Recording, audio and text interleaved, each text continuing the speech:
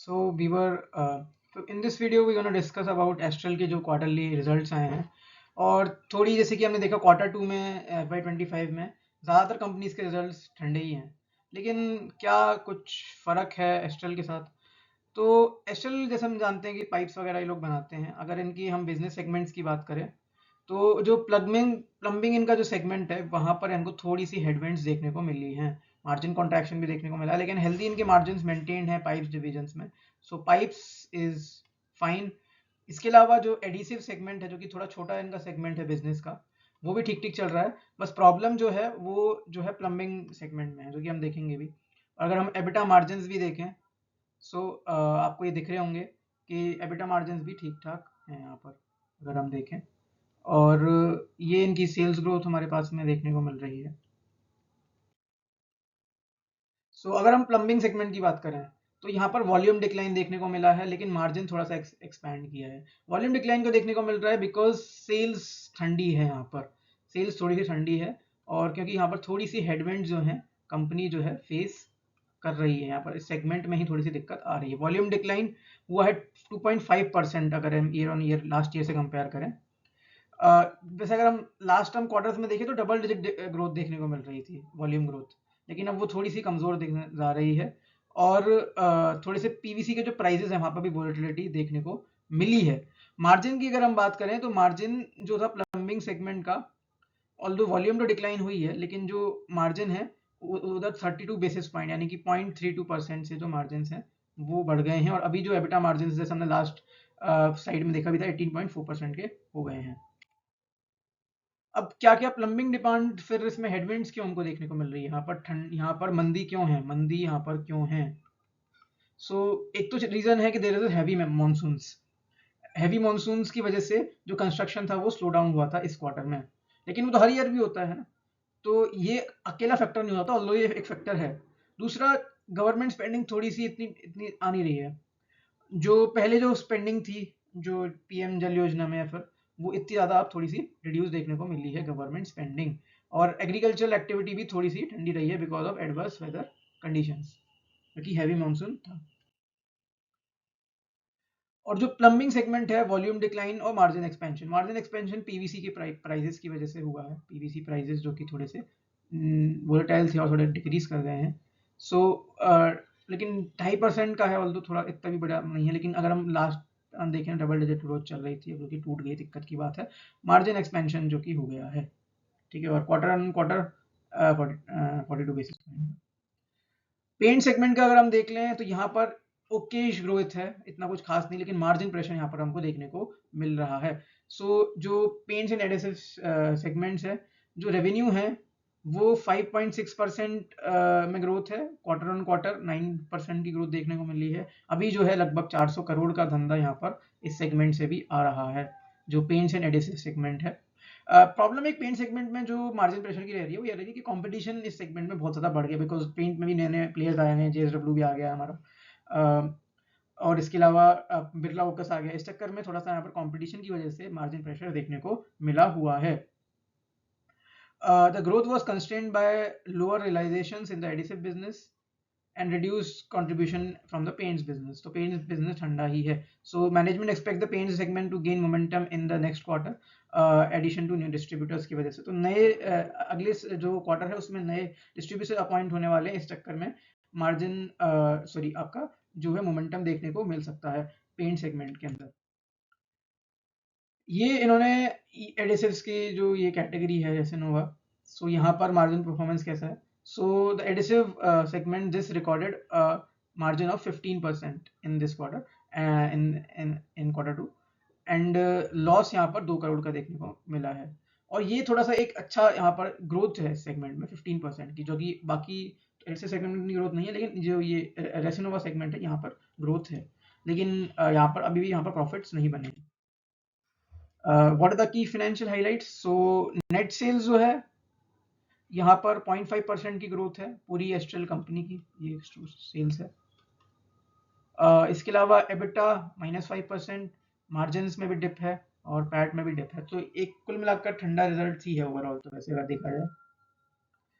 अगर हम वैल्यूएशन का देखें तो देखिए एस्ट्रल जो कंपनी है बड़ी स्ट्रेटेजिकली पोजिशनड है, इसकी जो ग्रोथ है वो ठीक ठाक है, ऑल्दो इस क्वार्टर कुछ खास नहीं रही। इसके अलावा इसने थोड़ा कंपटीशन को दबा के रखा हुआ है, अपनी स्ट्रॉन्ग जो ट्रैक रिकॉर्ड है नए नए बिजनेसेस में जाने का, जिस तरीके से पेंट एडेसिव्स में घुसे, ये है ही। पीवीसी के प्राइसेस में वोलेटिलिटी है जिसकी वजह से कभी कभी मार्जिन एक्सपेंशन देखने को मिल सकता है, और मैनेजमेंट कॉन्फिडेंट है कि 10 से 15% की ग्रोथ तो ये पाइप सेगमेंट में सारे सेगमेंट में करके रहेंगे। ये इनका जो मैनेजमेंट की गाइडेंस हमको देखने को मिली है इस रिजल्ट में। और हम वॉल्यूम ग्रोथ और मार्जिन जो रिकवरी है मैं सोच रहा हूँ कि कहीं ना कहीं वापस आ जाएगी, और कमोडिटी प्राइसेस में भी स्टेबिलिटी तो देखने को मिलने ही वाली है। साथ में कंस्ट्रक्शन एक्टिविटी अभी थोड़ी सी नियर टर्म में बढ़ने वाली है, जो कंस्ट्रक्शन रियल एस्टेट में होगी वो थोड़ी थोड़ी बढ़ने वाली है, और डेफिनेटली एस्ट्रल का सारे सेगमेंट्स को उसका बेनिफिट मिलेगा ही मिलेगा अगर कंस्ट्रक्शन में रिवाइवल देखने को मिलता है, जो कि ऑब्वियसली होता ही है बिकॉज ये मानसून से क्वार्टर रहता है, थोड़ा सा यहाँ पर कम रहती है कंस्ट्रक्शन।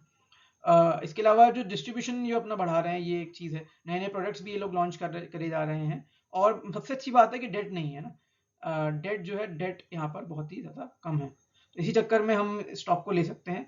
और अगर हम एक तो हमारा जो पी होता है,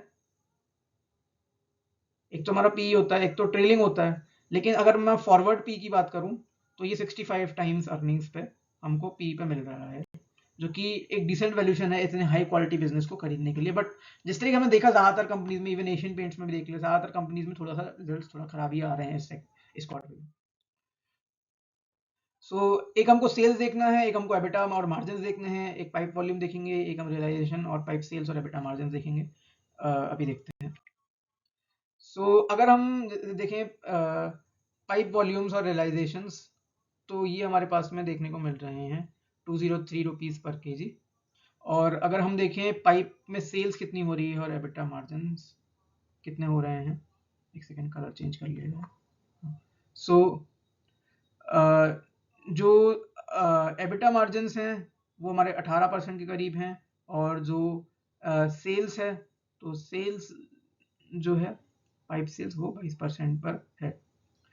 इसके अलावा एडिसिव सेगमेंट का अगर हम देख लें तो एबिटा मार्जिन इसके 14% पर है, और जो सेल्स है वो कुछ 15-15.5% पर है।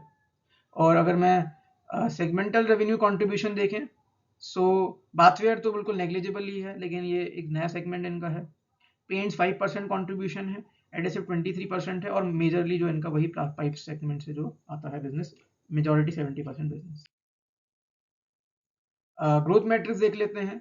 सो ऑब्वियसली यार कंपनी का जो रेवेन्यूज हैं, इसको अगर हम लास्ट ईयर, ये जो कंपैरिजंस हैं ये हमारे सारे के सारे क्या हैं, ईयर ऑन ईयर कंपैरिजन है ये वाले जो हैं। सो 20% रेवेन्यू ग्रोथ देखने को मिली है, एबिटा मार्जिन एबिटा ग्रोथ 27% है year on year. Last time हम क्वार्टर डिस्कस कर रहे हैं, year year. Profit before tax 32% है, नेट प्रॉफिट 32% है, और ईपीएस ग्रोथ 32% है। ठीक है, तो जो कि थोड़ी ठंडी है, बट लास्ट क्वार्टर के कंपैरिजन थोड़ी ठंडी है, बट वैसे डिसेंट है ओवरऑल। अगर हम देखें यहाँ पर जो प्राइस टू अर्निंग, अगर ट्रेलिंग पी जो हमारे पास में है दैट इज 92, जो कि थोड़ा सा हाई है, लेकिन हमने जैसे डिस्कस किया था कि बिजनेस फॉरवर्ड बेसिस पर 65 अर्निंग्स पर ही ट्रेड कर रहा है, ट्रेड हो रहा है। ROE 19%, return on capital is 24%, और ये हमारे पास में बाकी जो मार्जिन हैं, प्राइस टू बुक जैसे कि 14 है, थोड़ा सा एक्सपेंसिव स्टॉक तो है ही, but overall it's a high quality business, and this is the cost that you pay for high quality business. अगर हम लास्ट क्वार्टर से अगर इसका रिटर्न ऑन एसेट्स को अगर हम कंपेयर करें तो वही 20% का रिटर्न ऑन एसेट्स कर लेता है।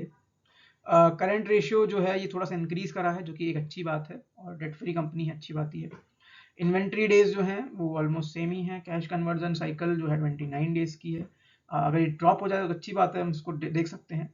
अगर हम वैल्यूएशन पैरामीटर पर आए तो ईपीएस इस समय जो ईपीएस जो ट्रेड कर रहा है दैट इज अराउंड 35 रुपीज इस शेयर का, और शेयर का प्राइस 1700 रुपये था। ईयर ऑन ईयर हमारे पास में 32% की ग्रोथ है।